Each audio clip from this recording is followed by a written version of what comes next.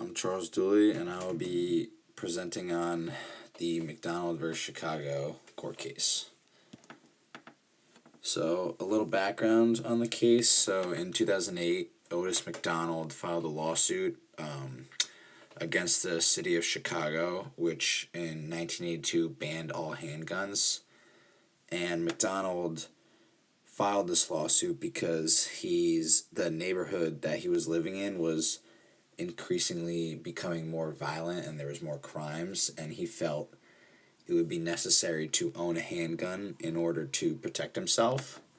So McDonald joined 3 other Chicago residents who were also filing lawsuits against Chicago, and this was kind of all in hopes of having the right protected by the Constitution of protecting themselves.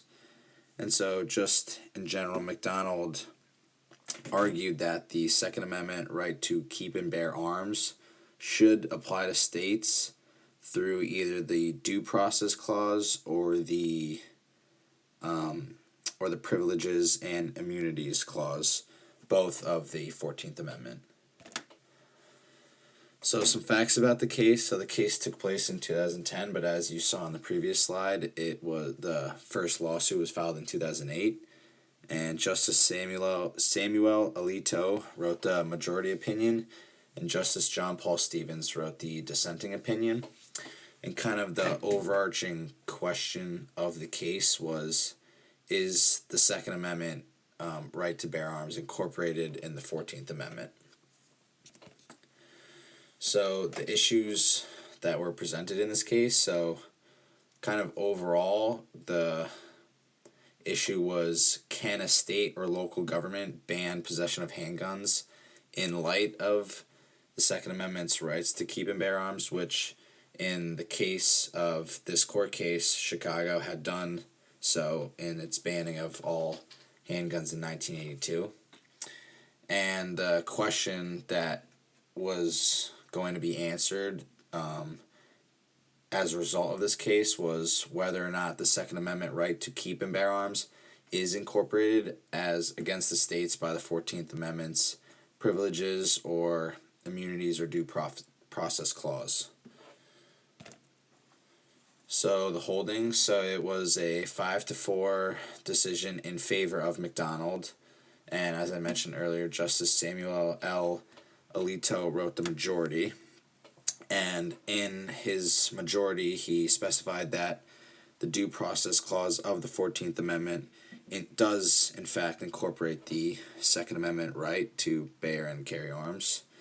And he also wrote that the court reasoned that rights that are fundamental to the nation's scheme of ordered liberty or that are deeply rooted in the nation's history and tradition are appropriately applied to the states through the 14th Amendment. So that was the majority opinion, and then Justice John Paul Stevens wrote the dissenting opinion, and in that he disagreed that the 14th Amendment incorporates the Second Amendment against the states, and his argument was that owning a personal firearm was not a liberty interest protected by the Due Process Clause. So how do Americans feel about this today? So as we all know, it's a very polarizing issue, and the decision at the time was very polarizing because there is a lot of disagreement in our country about gun laws.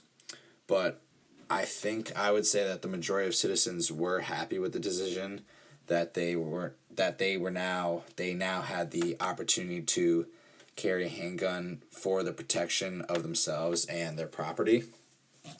But just like in basically any decision in politics, there were also many citizens who were not happy with the decision, and those are the voices and the opinions that are generally heard.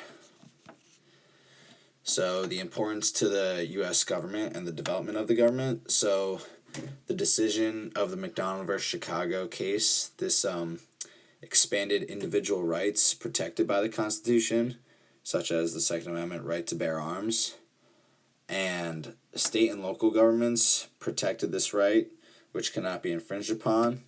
And kind of an overarching idea, and in general, is that it limited the power of state and local governments because they could not place a ban on guns or handguns in their districts.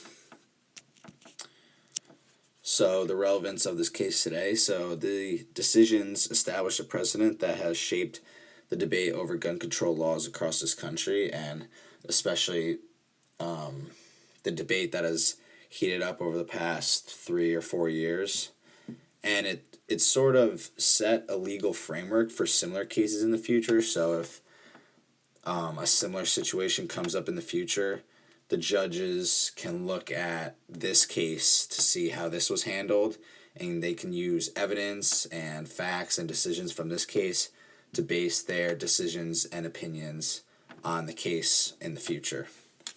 And it also shaped the interpretation and application of the Second Amendment, the right to bear arms. Thank you.